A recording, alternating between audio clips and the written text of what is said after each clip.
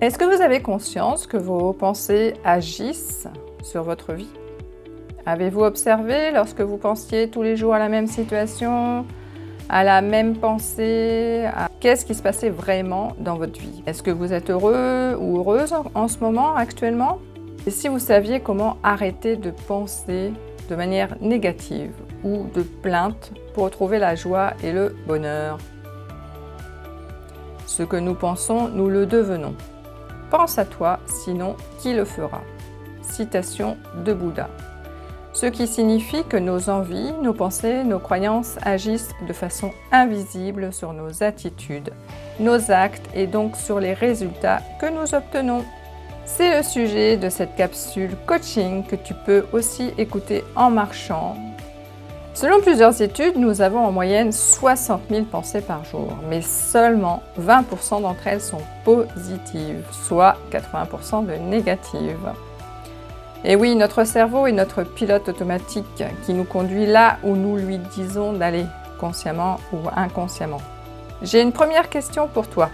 Le matin à ton réveil, quelle est ta première pensée? Est-ce que tu penses « chouette, une nouvelle journée qui s'annonce » ou « ah ben non, encore une journée à travailler, oh je suis encore en retard, oh là, il faut que je m'occupe des enfants, oh là là, mais j'ai plein de choses à faire et en plus ça me gonfle ». Alors sache que la première pensée du matin va générer l'ambiance de ta journée. Et oui, ce n'est pas qu'une question de se lever du pied gauche. Tout est dans ta manière de penser. Tout l'enjeu est d'arriver à prendre conscience pour transformer, si nécessaire, des schémas de pensée répétitifs limitants par des schémas plus constructifs. Cependant, saisir les pensées en plein vol n'est pas chose facile. Mais nous avons à notre disposition plusieurs voies d'accès à cette prise de conscience. Exemple, si toute la journée, tous les jours de la semaine, tu penses « je suis nulle, j'y arrive pas, j'en ai marre de ce boulot, je sais rien faire d'autre, je suis incapable de terminer ce que je commence, oh, j'ai rien d'intéressant à dire, hein. Moi, je suis trop vieille pour faire ce genre de choses. Voilà, mais je suis nulle dans mes relations avec les hommes. » As-tu observé comment se passait ta semaine? As-tu observé les résultats que tu obtenais? Alors que si tu adoptes une attitude bienveillante envers toi-même, que tu te fixes un objectif clair et que tu as des croyances positives, cela t'amènera vers la réussite d'un projet ou la joie de vivre, même si cela doit prendre du temps. Alors effectivement, rien n'est facile, mais tout est possible. J'ai un premier exercice pour toi qui m'écoute. Alors, tu feras ça quand tu rentreras si tu marches, mais tu peux déjà commencer à y penser. C'est de prendre un carnet et d'observer tes pensées pendant une semaine, le matin au réveil, le midi et le soir avant de te coucher. Note comment se sont passées tes journées. Qu'est-ce qui s'est passé? Est-ce qu'il y a eu un événement qui t'a marqué, qu'il soit négatif ou positif? Comment tu t'es senti? Quelles émotions as-tu ressenties? Comment était ta posture à ce moment-là? Et comment se comportait ton entourage, familial, professionnel ou dans la rue? Écris vraiment tout, même le moindre détail a son importance, sur ce que toi tu as pensé et ce qui est arrivé vraiment dans la journée, dans la semaine. Tu vas pouvoir regarder avec tes notes justement, lorsque tu pensais négative, il ne t'arrivait que des choses négatives, alors que si tu avais une attitude plus positive, en fait, tu attirais aussi des gens positifs, des choses aussi, des actions, des événements positifs. Alors, je vais te partager, moi, 2 exemples dans mon parcours de vie. Un avec les pensées négatives et les résultats qui se sont découlés, et un autre avec, du coup, une attitude plus positive. Donc, le premier cas, c'est lorsque je travaillais à Paris. Donc, cela faisait déjà plus de 15 ans que j'étais dans la même structure, dans le même poste, que je commençais à tourner en rond en fait. Et alors que je pensais que tout se passait bien avec un collègue, pour lui ce n'était pas le cas. Et un jour il m'a déversé donc tout son mal-être dans la figure sans prévenir. Donc moi, état de choc, pleurs, incompréhension totale. J'ai essayé de prendre du recul, mais j'avais beau chercher qu'est-ce que j'avais fait de mal, je ne comprenais rien, je ne comprenais pas sa réaction, j'avais pas de réponse quand je lui ai posé la question. Et je suis restée un moment dans ce cercle de culpabilité, de peur, d'injustice. Et ça m'a amené à une petite dépression, on va dire. Le matin, je pleurais avant d'aller bosser parce que, effectivement, il était toujours là, lui, hein, il fallait que je le côtoie. Même si j'essayais de l'éviter ou de ne pas le croiser, mais j'avais de la colère, de la déception aussi de ne pas être soutenue par ma hiérarchie. Et ça m'obnubilait voilà, au quotidien. Donc comment j'ai pu sortir de ce cercle de pensées négatives où je me sentais victime. J'étais là, personne ne me comprend, incomprise, personne ne me soutient. En fait, voilà, je peux rester dans la merde, personne ne m'aide.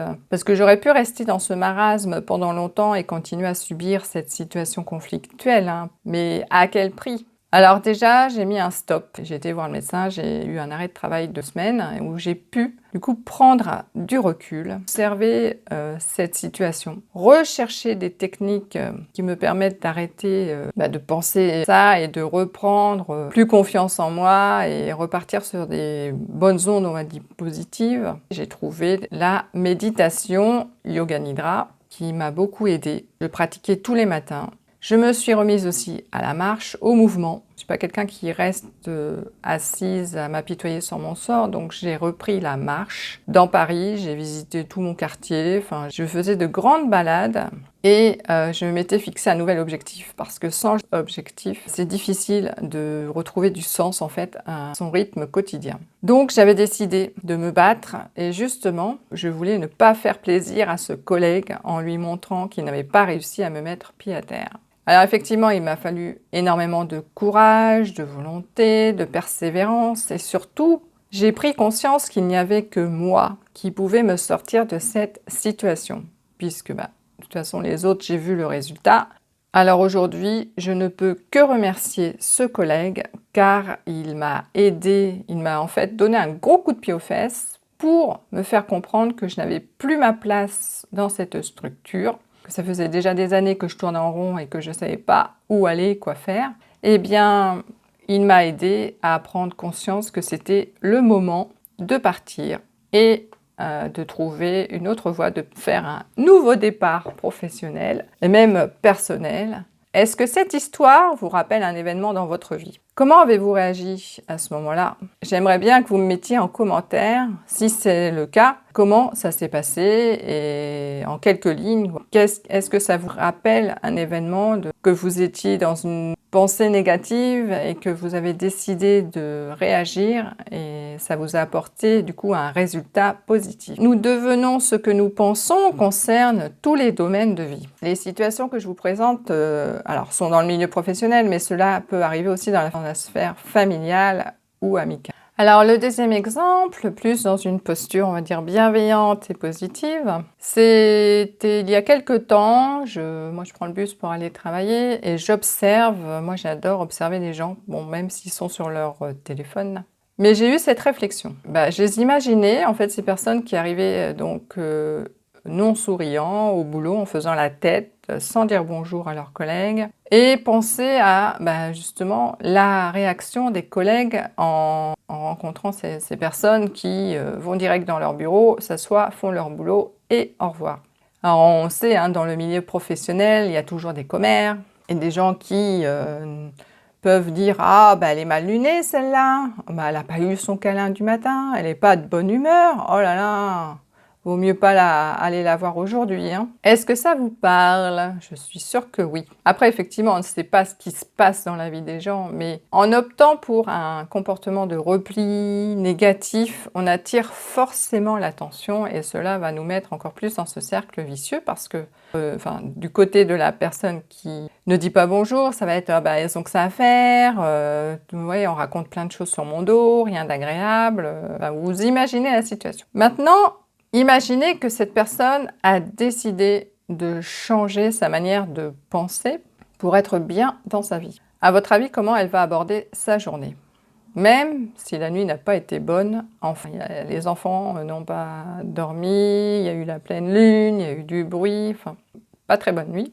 Eh bien, même avec ces difficultés dans la nuit, on peut commencer une journée de manière positive parce qu'elle est contente d'avoir la chance de démarrer une belle journée avec tout ce qu'elle va pouvoir accomplir, avec un des missions qui ont du sens pour elle, de se dire qu'elle va pouvoir vivre une journée en bonne santé, elle va avoir de la gratitude, elle est en sécurité, elle n'a pas de problème d'argent. Et ça, avec le sourire.